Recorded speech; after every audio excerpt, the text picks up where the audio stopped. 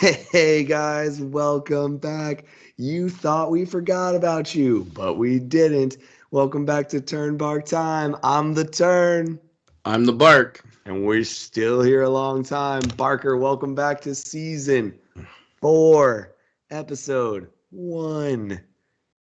Oh man, it's good to see you, man. How you been?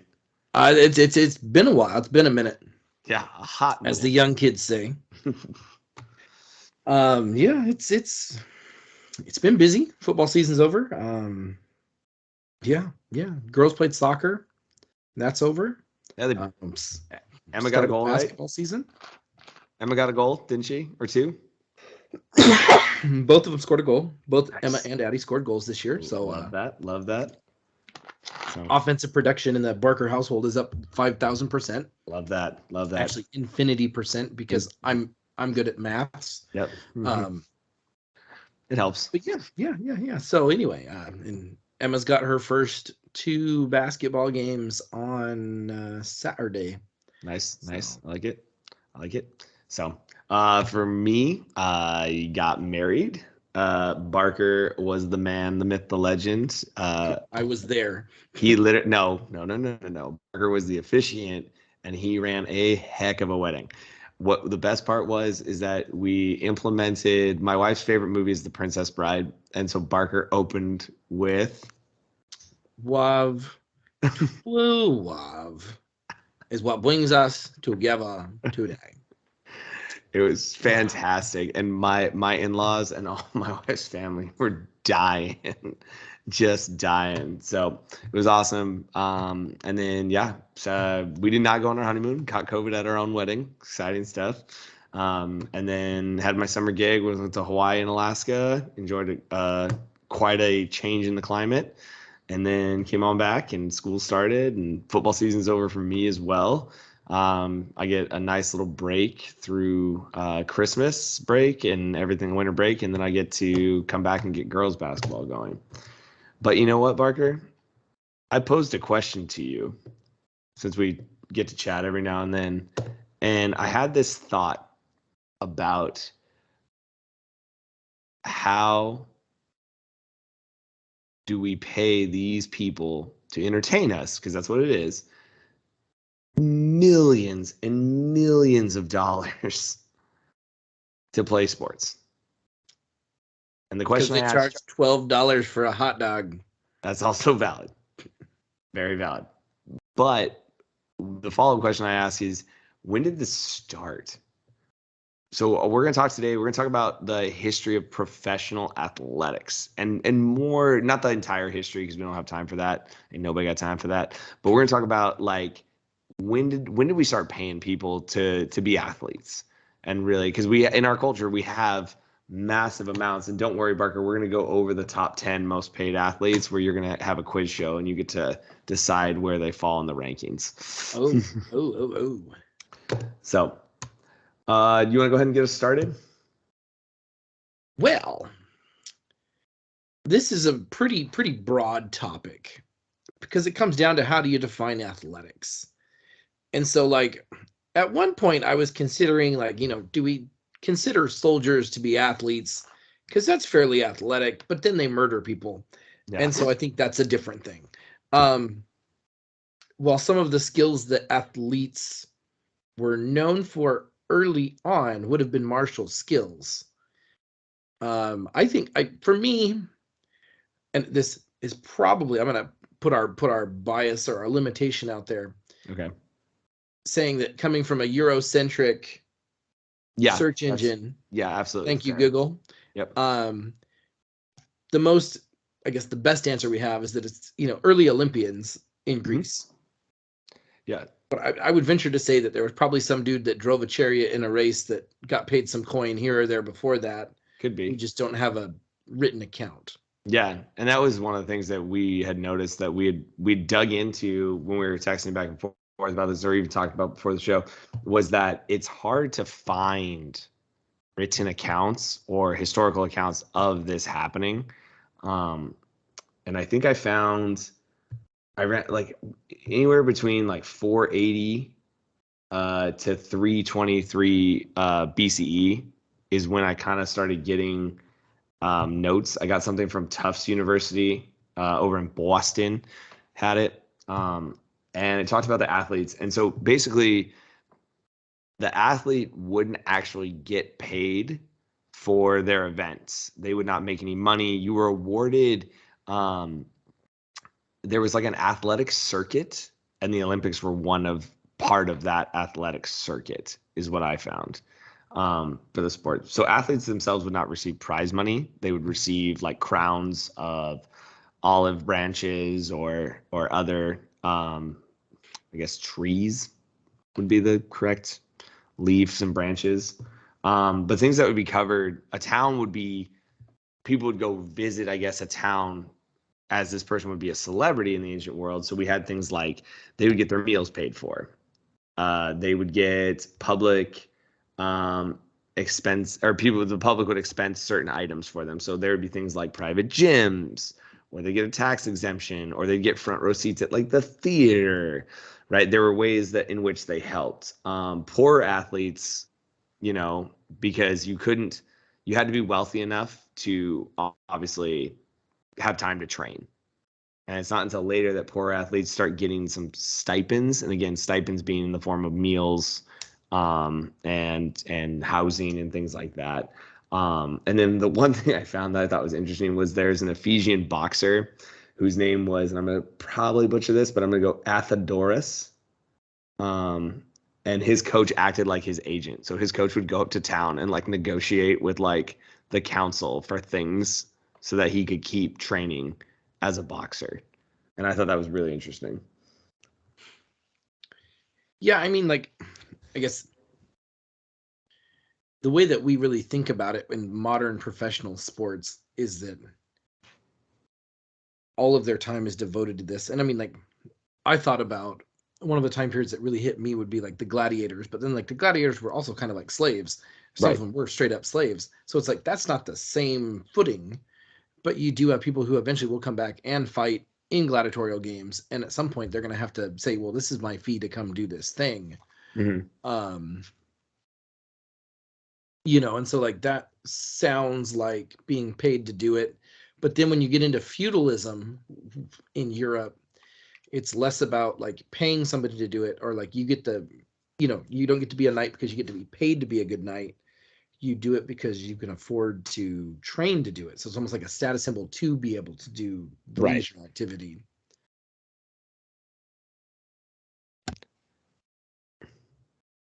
Man. Mm-hmm. And then I think we really get kind of into the more modern sense of when do pro sports start, when we get near, well, I guess it'd be the Industrial Revolution. Yeah. Thinking about that, right? Because now that people, well, it's kind of weird because I think people are actually working more. But you automate the system so it allows, in my mind, it allows for more leisure time, right? You might be working more, but then when you're off, there's more desire for entertainment, right? Like you're not managing your land, you're not managing your crop, you're not, you know what I mean? People are moving toward the city. It's not, we don't go completely urban until obviously after World War II, but I mean, it gives you some of that aspect for a little bit of more leisure time, and you have a camaraderie in the factory to be like a team and stuff like that. Well, and that's where like it makes me think of, there's not really a movie, it's more of a like series that I think Netflix came out with. It's called The English Game. Okay. And it talks about how like factory workers, like you played a lot of British or English and even German teams for that matter, started as like community teams or like factory teams. Yeah. So like Bayern Munich was started by the Bayern like medicine fat, like they make like aspirin and stuff. Oh. And those have grown into these big, like I think Bayern Munich is still publicly owned. Oh, really? It's not actually, yeah. I believe soccer fans, I'm sure, would tell me I'm wrong, but soccer is becoming like my number 2 thing that I follow, just because I enjoy the weirdness of relegation and promotion and all that weird stuff. Like FIFA actually has a pretty solid governmental structure that they push out through soccer to make soccer work the way that soccer works. But I enjoy the fact that there's such a strong tie between communities and franchises. Like Manchester City can like they can never move from Man City. Like Yeah. they're Man City. Yeah. In the same way that like Man United like can't leave Manchester. Like because that's they don't it's interesting to me, like they have colors, they have badges, but like they don't really have mascots. Right. It's just there's a few like Tottenham is the Hotspurs. Yeah, but but like that's on their badge too. Yeah, so. But like they're in Tottenham, like they don't move, and like every once in a while, like they will like, I guess, fragment or like unify, but it's not as. It almost goes back to like the vibe from basketball. Yeah. Like you want pro sports without the people moving around all the time. Yeah. You want them to stay in the same spot, so there is that strong connection. And I think in the beginning, like, go lay down. Sorry, he's in here trouncing around. But I think from what I found in the modern era, technically baseball starts. The National League starts in 1876. Yeah. And the English Football League starts in 1888. Okay. But they've been playing football in England a hell of a lot longer than people have been playing baseball. Yeah, absolutely. But like in that, going back to that, 5-minute bird walk. Yeah, that's fine. That Netflix series, it was essentially a factory team who's playing against like kind of like this school team, this school club team. Yeah. Of a bunch of hoity-toity gentlemen. Yeah. And essentially, like, it starts to, like, this idea of, like, it starts to become so competitive. And there's the FA Cup, where one of the other kind of peculiarities about soccer is that when you get into a playoff system, it's not a bracket like it is in American sports where, like, these two people play and then you move on. And you, like, every round, you put your name on a ping pong ball and put it through the bingo, hopper. Yeah. And you randomly draw matches. Yeah. Which, love it or hate it, you could have the 1 seed play the 2 seed in the first round, and everybody goes, "Oh, that's terrible luck." Yeah. But I mean, I don't know. It gives it a little bit more of a. It's exciting. Yeah, there's a little bit more whimsy to it. But anyway, it's like how teams end up in the World Cup, right? Like with the group stages and stuff like that. Same concept, right? Like they just put it in the bingo hopper, and these are gonna be the 4 teams that are playing. Here you go. That's true. Maybe, I don't know, maybe that everybody else does it that way. We don't. Maybe they're right, we're wrong. I don't know. Yeah, no, that's a whole nother episode. I just thought it was interesting that, like, we start to get to that point, and in that show, they start playing with the idea of like, well, this guy's from this town, but we hired him to work at the factory so he can play on our team now. Yeah, it's that first time different. Yeah, you know what I mean? And so it starts to become that, like, you start paying people to like move into your community. Yeah. In a way, it kind of feels like like high school recruiting. Yeah. That does or doesn't happen. Mm-hmm. But not touching that with a 10-foot pole. Nope. But it's not very structured. There's no rules for it. We're now professional football. Well, I guess professional, air quotes. Yeah. Is played in other countries, and when it's played like in Mexico, like there's a limit on the number of American players they can have per side. Mm-hmm. To try and protect, I guess native players. Right, and just the idea of the sport and everything like that. Yeah, I think it's interesting that like when we talk about it and stuff like that, and we look because so like you take Bayern Munich, who obviously became a team long before, but you have the Green Bay Packers. Well, why are they called the Green Bay Packers? They're called the Green Bay Packers because they were a meat packing company, and they all got together, and it's like you said, it's one of those things that the city of Green Bay still owns them, so as a whole, which is interesting to me. But yeah, that's kind of the rundown. I mean, it's really, we can trace it to Olympians. If we want to trace it to more modern day, we're talking about, baseball for the United States and soccer for the rest of the world, really, England being the specific, counterpoint. So, but yeah, we're back, Barker. Are you ready for the Ultimate Challenge quiz show? Sure. Barker, I'm going to struggle bust through this. These are the top 10 paid athletes according to Forbes. And now this is not just their contract. This is their contract plus advertisements. I was gonna say, because like when you're talking earlier, Yep. it's just like Michael Jordan, right? Like Michael Jordan made some money with the Bulls, but like where he really cleaned up was His own. endorsements. Yep. So these are endorsements included. This is Forbes magazine's top athletes from 2022. Okay. So, Barker, let's just start with number one. Who do you think makes the most money in the world of sports? Lionel Messi. You are correct, sir. At $130 million is what he is worth from his thing. Now, number two, we're going to switch sports. So, different sports. So we're not playing football or soccer, depending on your pronunciation and your, I guess, dialect. Would we go with that one? Yeah, we'll call it dialect. Vernacular. Ooh, there you go. I like that. SAT word. Okay, so next person. $121.2 million, this person.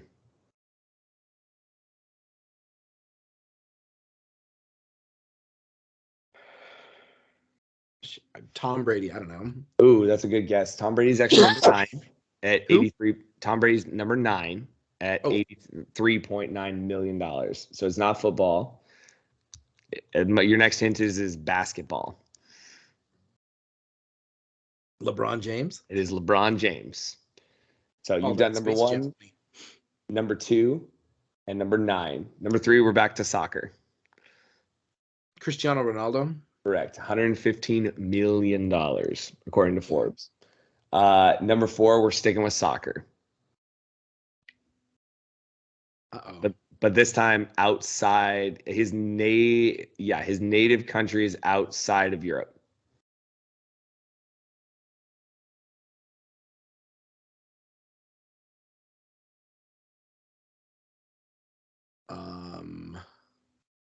Oh, well, no, because Messi's from outside of Europe. He's from Argentina.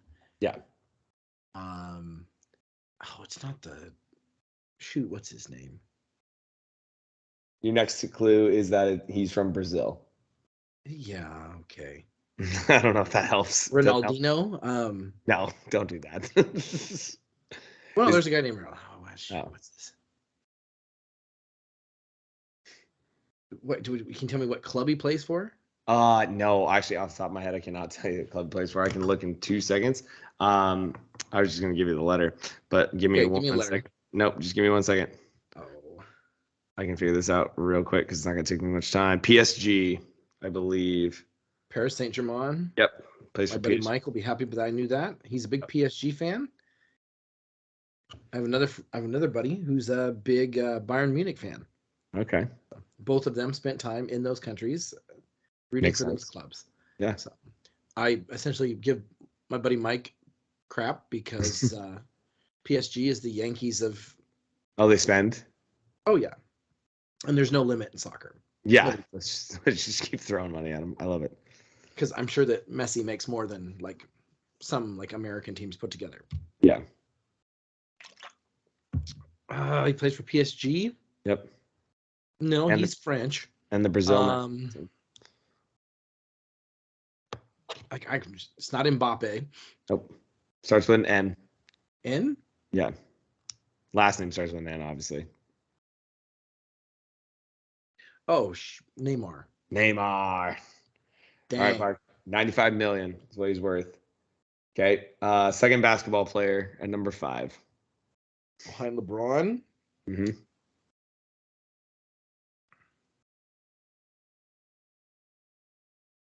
Steph Curry. Yep. 92.8. Woo. Okay. Number 6 is also a basketball player. Hitting you right in your sweet spot. All those basketball players, you know. Because I watch so much NBA basketball. That's the point. That's why I'm asking.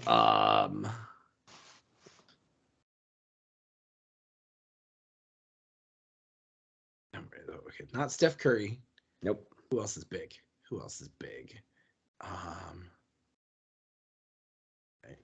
Durant? I don't know. Kevin Durant. Correct. Kevin Durant. $92.1 million. Look at this guy. Okay, now this next one should be an easy one for you. Number 7 is a tennis player. Tell me if it's a man or a woman? It's a male tennis player. This is the shocking thing. So again, when we talk about this could be a whole nother topic about talking about the differences in pay between sports. The top 10 are all male. Okay. Oh no, it's not him. He's old now. Nadal. Nope. It's the guy who plays Nadal. They were doubles partners, I think, at one point, just for fun. Okay, I'm just saying. You might as well be saying they played ping pong with. Well, I think they were. I think this guy retired this year. He just did. Nadal. No, not Nadal. Did I just say Nadal? You just said Nadal. It's the guy that plays against Nadal. Starts with an F. With M? F. F. Oh, Roger Federer. Federer, 90.7 million. The next one's a box. Next one's a boxer. Boxer? Yeah. Somebody our kids talk about, or our kids are, yeah, they're always our kids. Our kids talked Mike about. Mike Tyson? No. George. No, think Quincy. Who's the boxer from Quincy? Or not from Quincy. Who's the boxer that the Quincy kids talk about? They watch his fights.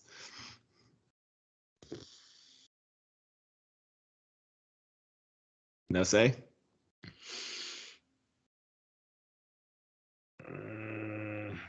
Diaz. I don't know.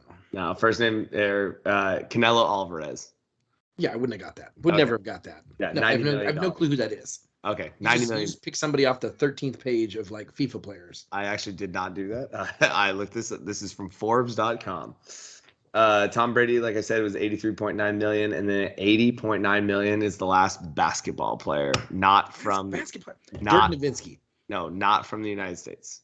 Well, neither Dirk Nowitzki's not from the United States here, but not from the United States. What's his name? The big guy. Yep. I can see his name. It's not Dikembe Mutombo. He's done. No. He's the Greek big black. He's from Greece. Yep. Right. Yep. Oh, not Okafor. Hi, puppy. Who's he play for? Plays for Milwaukee. Yep. Oh, shoot. Name starts with a G. Giannis. Yep. I'm gonna say his name wrong. Eti. I think it's Eti T. Nope. I'm gonna butcher it. I can't do it to him. I thought it's a Kembo, but I always say it wrong. It's not a Kembo. It's a 10. His name's longer than that. So I'm sorry, Giannis. I know you don't watch my show. I'm so sorry. So you should. You should. Somebody hashtag, find Giannis. Please don't, because then it's going to end up on SportsCenter's not top 10, and I'm going to be really embarrassed. Hey, any press is good press. Nah, that's never mind. Unless you're Kanye. But that's another thing we don't want to touch with a 10-foot pole. Yeah, seriously. Okay. Yeah. So that's the end of our show.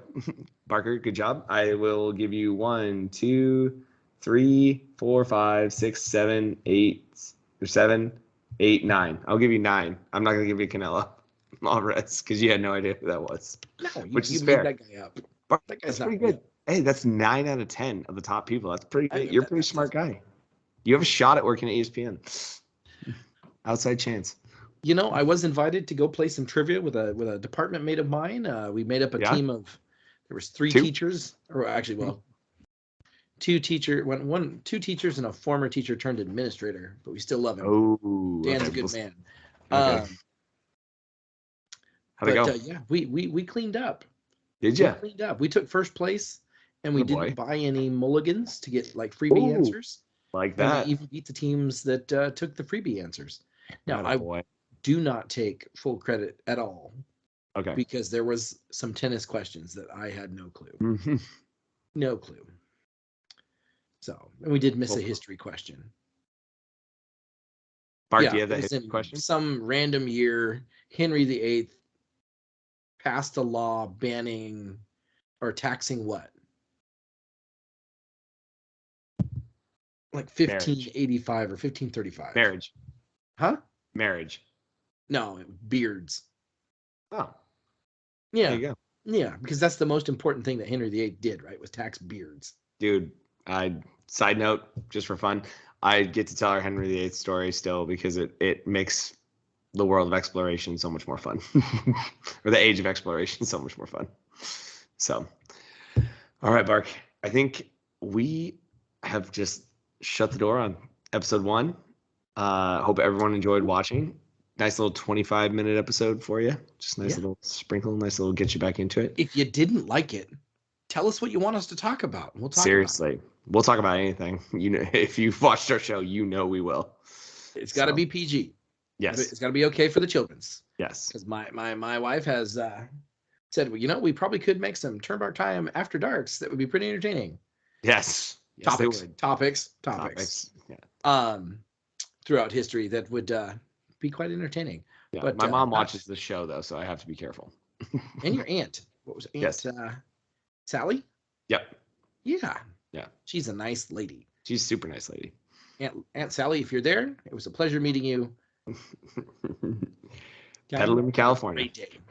All right. So not sure what we're talking about next week. I get to go to Georgia actually to celebrate a friend of ours, Yennefer's wedding in Dahlonega.